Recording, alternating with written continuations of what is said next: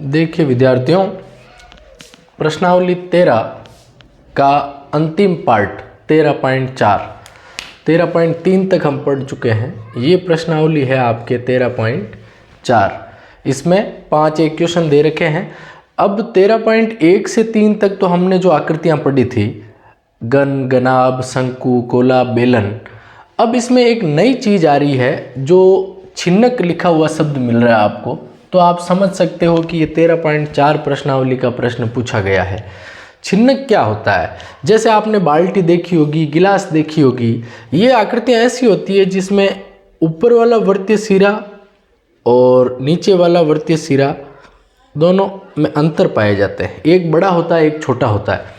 जैसे ये कह रहा है पानी पीने वाला एक गिलास 14 सेंटीमीटर ऊंचाई तो सेम बीच में रहेगी जो 14 सेंटीमीटर है।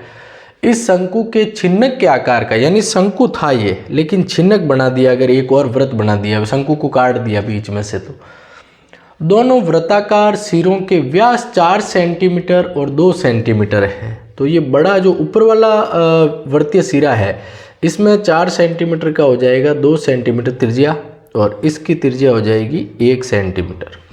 यानी अब हमने एक गिलास बनाया है जिसकी ऊंचाई 2 त्रिज्याएं आपको दी हुई है। इस आकृति का नाम है छिन्नक।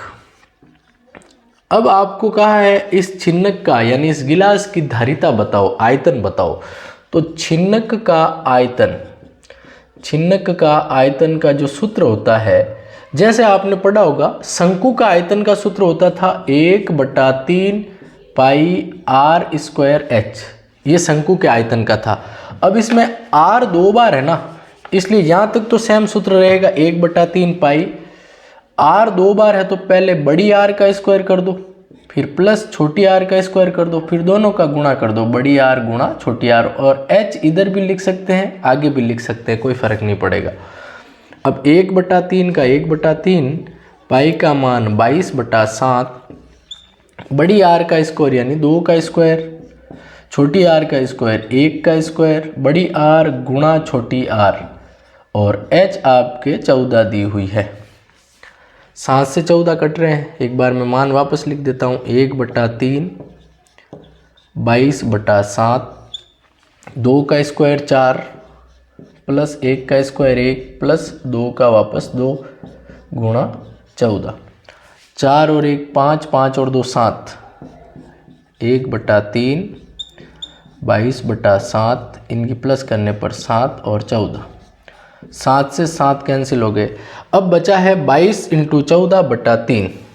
ऊपर 2 संख्याएं बची है 22 × 14/3। 22 को 14 से गुणा करके 3 का भाग दे दो, तो डायरेक्ट गुणा देखो। 14 को 2 से 14 दूना 28, 14 को वापस 2 से 28 और 2 30, 308 में 3 का भाग, या तो यही उत्तर लिख सकते हो 308 सेंटीमीटर क्यूब। या भाग देना चाहते हो तो 308 में 3 का भाग देने पर 3 एकम 3, 3 में से 3 गया 0, ये वाला 0 ऊपर भी लगेगा, फिर 8 उतरेंगे, 3 दूनी 6। अब मिश्र भिन्न में उत्तरमाला में आपके उत्तर है, तो देखो 102 जो उत्तर आया वो लिख दो बड़ा 102। ये जो सहस्फल 2 बचा इसको लिख दो ऊपर 102 सही 2 बटा जिसका भाग दिया था 3, तो 102 सही 2/3 सेंटीमीटर क्यूब। चाहो तो पॉइंट लगा के